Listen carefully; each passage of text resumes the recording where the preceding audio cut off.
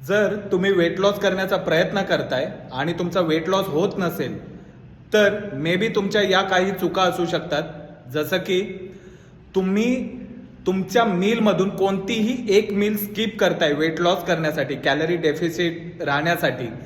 पण होतंय काय, मे बी तुम्ही त्याच्या नंतरची जी मील असेल ती जास्तीत जास्त घेताय, त्यामुळे तुम्ही पुन्हा कॅलरी सरप्लसमध्ये चालत असाल.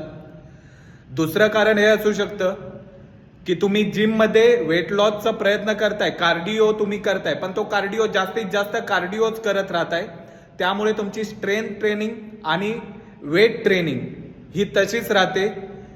हे एक कारण असू शकतं. तिसरं कारण असू शकतं, तुम्ही ट्राय करताय की खायचं काहीच नाही, अवॉइड करताय खाणं, पण त्या जागी तुम्ही करत असाल ज्यूस, जास्तीत जास्त इम्पॉर्टंट देत असाल ज्यूस घेण्यासाठी. मे बी आजकालचे जेवढे बाहेर ज्यूस भेटतात ते मे बी शुगरी असतात, शुगर असते, त्यामुळे पण तुमचा वेट लॉस होत नसेल. नंतरचं कारण असेल तुम्ही इनफ स्लीप किंवा पुरेशी झोप घेत नसाल, हे कारण असू शकतं.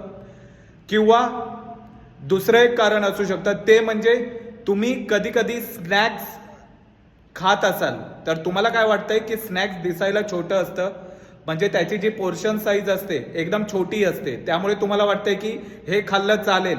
पण तुम्ही स्नॅक्स खाताना स्नॅकची साईज दिसायला छोटी असते, पण त्यामध्ये कॅलरीज भरपूर असतात, त्यामुळे पण तुम्ही कॅलरी सरप्लसमध्ये जाताय. आणि हीच कारणं असू शकतात की तुमचं वेट लॉस होत नसेल. लक्ष द्या. व्हिडिओ आवडला तर नक्कीच लाईक करा, कमेंट करा, शेअर करा.